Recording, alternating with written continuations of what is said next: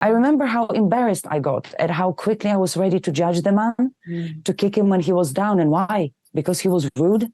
That's when my dad told me that all life is priceless and that I should help where I can. No pride or ego present, just the will to help others.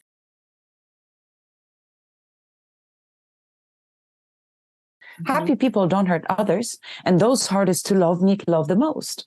And I know, no longer believe, I know that it is possible to change your life. But yes, you do need somebody on your side to actually make you see what you are, not what you see. Because what we see about ourselves is usually the programming, and is the negative programming. Somebody can tell you 9 compliments and 1 insult. Guess what you're going to remember? And we go through life remembering the bad things. You know, the past was a lesson, not a life sentence.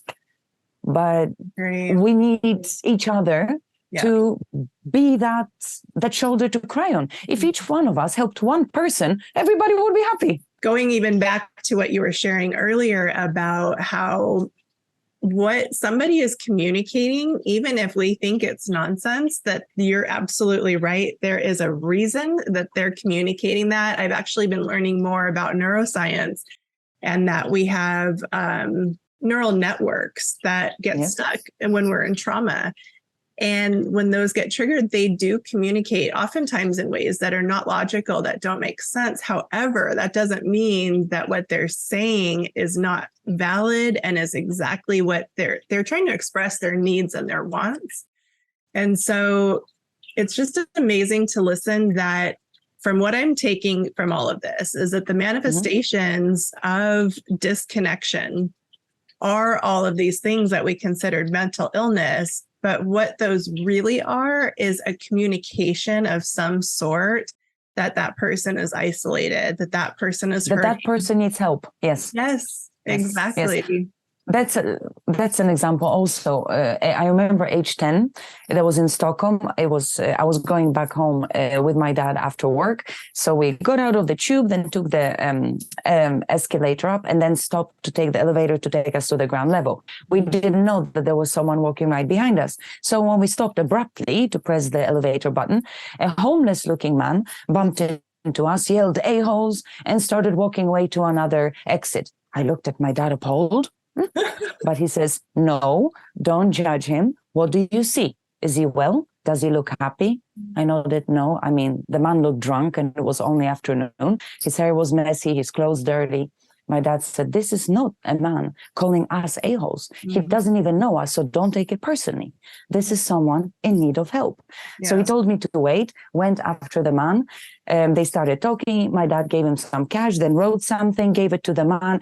The man looked startled, smiled, gave my dad a hug. They said bye, and he came back. "What was that all about?" I said, confused. And he was like, "Oh, I just asked the man if he's looking for a job," to which he answered desperately, "Good timing, because a restaurant owner I know is looking for staff. So I wrote down my friend's number and told the man to call him tomorrow." And I thought, whoa, amazed at how in a matter of seconds, my dad turned an angry man into a smiley one. How'd you do it? Magic? No, just compassion. I remember how embarrassed I got at how quickly I was ready to judge the man, to kick him when he was down. And why? Because he was rude. That's when my dad told me that all life is priceless and that I should help where I can. No pride or ego present, just the will to help others. And turned out that the man actually ended up working in that restaurant for a year or so until he got himself back on his feet. And I remember thinking, wait a second, my dad's a real life superhero and I want to be one too.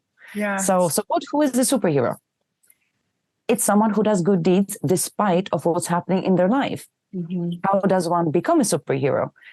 My dad's answer: actively work on the content of your character and the quality of your deeds so that your inner superhero ratio can be bigger than your supervillain one. Right. And that was a life-changing experience for me, because I realized that you should never judge anyone.